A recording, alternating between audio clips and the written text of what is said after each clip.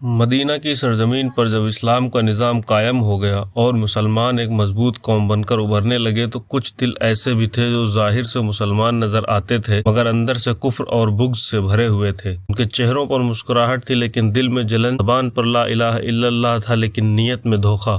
یہ لوگ تھے جنہیں قرآن نے منافقین کہا اور ان کا سربراہ تھا عبداللہ بن ابی بن سلول۔ رسول اللہ صلی اللہ علیہ وسلم کے مدینہ آنے سے پہلے عبداللہ بن ابی کو آس اور خزرج قبیلوں نے اپنا بادشاہ بنانے کا ارادہ کر لیا تھا۔ تاج اور تخت اس کے سپنوں میں آ چکے تھے لیکن جب مدینہ میں رسول اللہ صلی اللہ علیہ وسلم کا قدم پڑا تو اس کے ارمان مٹی میں مل گئے۔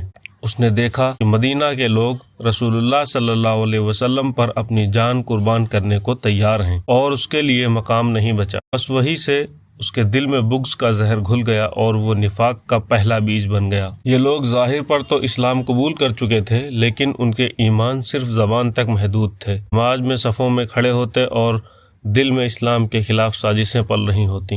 کبھی یہودیوں کے ساتھ مل کر رسول اللہ صلی اللہ علیہ وسلم کے خلاف چالیں چلنے لگتے، کبھی جھوٹ اور فتنہ پھیلا کر لوگوں کے دلوں میں شک ڈالنے کی کوشش کرتے۔ ان کا سب سے بڑا مقصد تھا کہ مدینے میں ابھرتے ہوئے اسلامی نظام کو اندر سے کھوکھلا کر دیں۔ قرآن میں اللہ تعالیٰ نے ان کے لیے فرمایا، ان المنافقین فی درد الاسفل من النار، بے شک منافق لوگ جہنم کے سب سے نیچے کے طبقے میں ہوں گے۔ رسول اللہ صلی اللہ علیہ وسلم ان کے نفاق سے واقف تھے مگر آپ نے ہمیشہ صبر، حکمت اور انصاف کا راستہ اختیار کیا۔ آپ صلی اللہ علیہ وسلم چاہتے تھے کہ اسلام کا پیغام صلح اور حکمت کے ذریعے دلوں تک پہنچے اور مدینہ کا نیا اسلامی نظام کوئی ایسے فتنہ نہ اٹھائے جو نئی امت کے اختلاف کا سبب بنے۔ اسی لیے رسول اللہ صلی اللہ علیہ وسلم نے ان کے ظاہری ایمان کو قبول کیا اور انہیں وہی سلوک دیا جو ایک مسلمان کو دیا جاتا ہے۔ لیکن جب قرآن میں آیتیں نازل ہوئیں تو ان کا اصل چہرہ دنیا کے سامنے آتا گیا۔ نفاق کا یہ فتنہ